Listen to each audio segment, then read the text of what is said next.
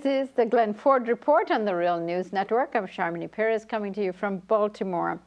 Eritrea and Ethiopia, two of the world's poorest countries, spent hundreds of millions of dollars in a war between them. They have suffered tens of thousands of casualties as a direct consequence of this war, and all over border disputes. Now Ethiopia is calling for more sanctions against Eritrea.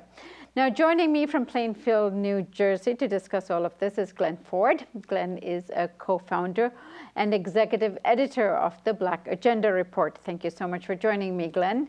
Well, thanks for the opportunity, as always. So, Glenn, this is in very close proximity, Ethiopia and Eritrea, in terms of the a war going on that the Saudis are perpetrating on Yemen at the moment. Tell us more about the significance of this. Well, whenever we talk about Eritrea, the first thing we have to do is describe where it is and maybe spell it, because so few people seem to know that there is such a country. But it is a country of 6 million people that used to be part of Ethiopia. It waged a war of independence to separate itself from Ethiopia, which has about almost 100 million people. Eritrea has, as I said, about 6 million. And that fighting basically came to a decisive phase in 2000.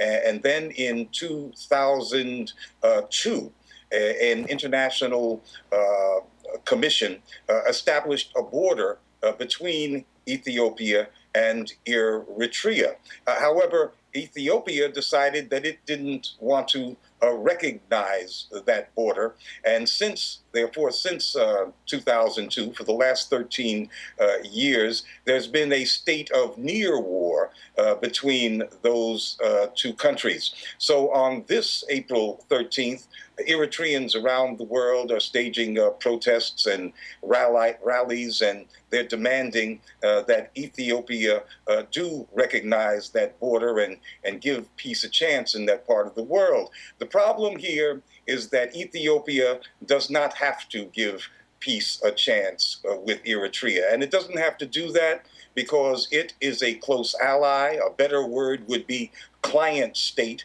of the United States. And client states, whether they're Saudi Arabia or Israel or Ethiopia, have impunity to bully their neighbors under the protective umbrella of the United States. And that's especially true when it comes to Eritrea, because it's not just a small place, it's a rather special small place. And in fact, some people call it the Cuba of Africa. It has declared itself to be a country that will develop itself. It is one of only 3 countries in Africa that has no relations whatsoever with AFRICOM, the U.S.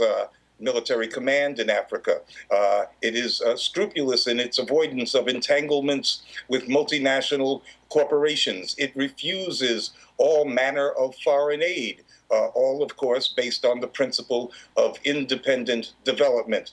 And for that reason, Eritrea is on Washington's blacklist. In fact, since 2009, the United States has used its powers at the UN to impose sanctions on Eritrea. And the imposition of the sanctions are not as ridiculous as the reason that's given for those sanctions. The U.S. claims that Eritrea is somehow aiding and abetting, arming and financing al Shabaab.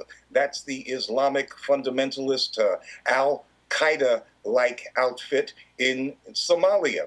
But Eritrea has probably the most scrupulously secular government in Africa. There is no more secular government on the whole continent than in Eritrea. Half of Eritrea's population is Christian, about half is Muslim. It would be insane, utterly insane, for a country such as that to encourage Islamic fundamentalism. But it doesn't matter whether the charge is true or not.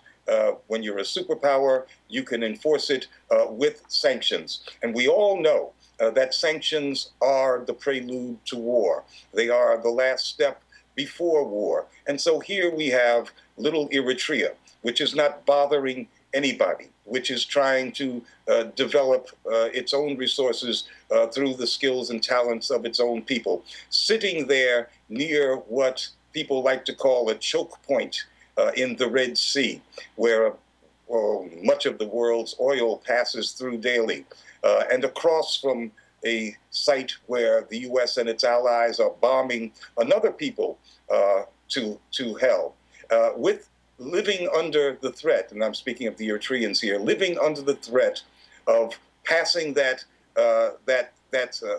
line in the sand that the United States draws, and being sucked into the vortex of the war across the Red Sea, or in the expanding war in Somalia, which it also has nothing to do with. So these are the perils of a small independent country in Africa if it decides that it wants to develop its own nation based on its own instincts and sights and wisdom. Right, and in terms of Eritrea's position on all of this and the negotiations that are going on in the UN, what are they actually calling for? What do they want? Well, Eritrea has always called for non-interference in the internal affairs of other nations, and for good reason. It wants non-interference in its own affairs. And of course, that is the only rational and sane position that any responsible nation would take regarding Yemen, or regarding Somalia, for that matter, a country that has been absolutely stripped of its sovereignty by its two neighbors, Ethiopia and Kenya, all under the auspices and with ample funding and intelligence and diplomatic support from the United States. Glenn, as always, thank you so much for joining us, and particularly this history lesson today. Thank you. And thank you for joining us on the Real News Network.